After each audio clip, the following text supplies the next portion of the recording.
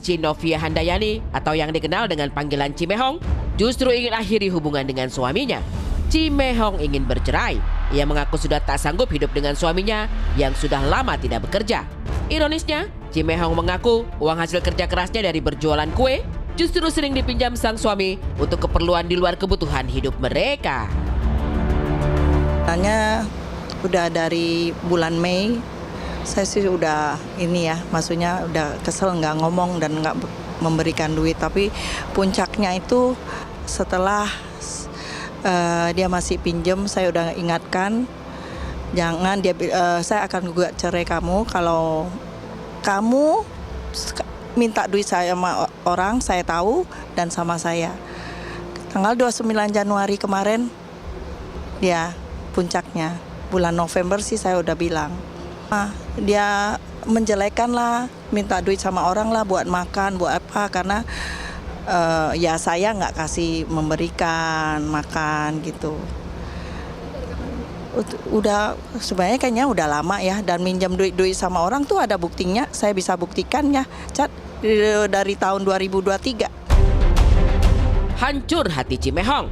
Uang hasil kerja keras dipakai sang suami untuk hidupkan anak-anaknya dari istri pernikahan sebelumnya. Padahal menurut Cimehong, kedua anak sambungnya telah berusia dewasa dan bisa cari nafkah sendiri. Meski telah diperingati, tapi rupanya sang suami bersikukuh berikan uang di belakang Cimehong. Nggak banyak, tapi terus. Ya sering. 5 juta, 7 juta setengah. Tapi sering di mana ada kesempatan dengan bawa nama Tuhan ya. Saya kasihan sama suami saya, terus terang.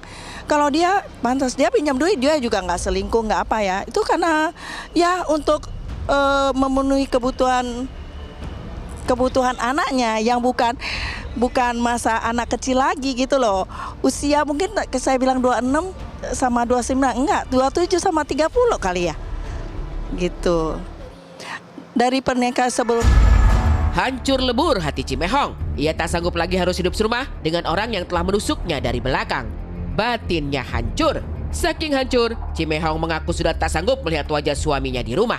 Bahkan Cimehong mengaku sudah pisah ranjang dengan suaminya. Tapi Cimehong mengaku belum melayangkan gugatan cerai.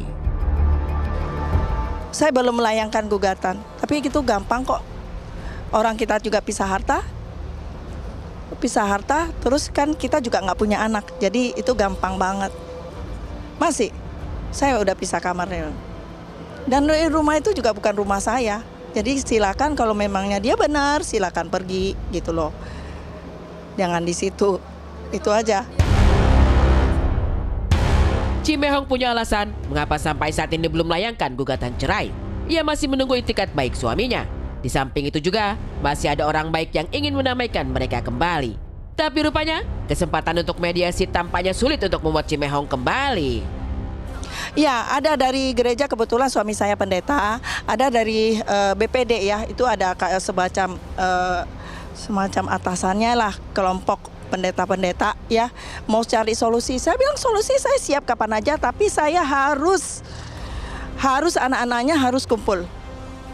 Bareng kita ngomong.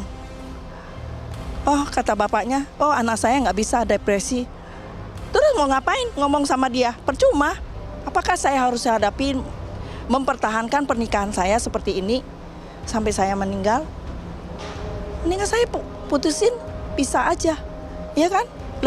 Lebih bahagia saya, nggak ada beban.